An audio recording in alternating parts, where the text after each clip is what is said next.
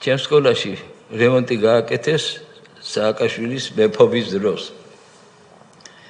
გავიხედე და მოდის კაცი და მეუბნება ამ დღეებში ეხლა სააკაშვილი მოვაო, ლენტი უნდა გაჭირა შენთან.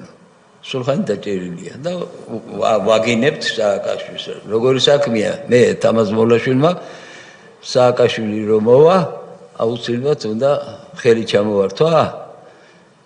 ვის არ თხოვე, იარაღი, რამე, ყველაფერი და იყო საშუალება რომ იარაღიც ამიღო და განწირული ვიყავი იმ დღეისთვის მე რომ მოვა და ხელს გამომიწოდეს ჩემ თავსაც და მაგასაც მიყოლებით მეთქი. იმიტომ რომ სულხანი არ იყო იმის ღირსი სააკაშვილისაგან.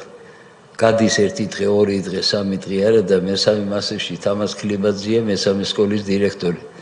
იმასაც რემონტი გაუკეთეს თაზო მეუბნება.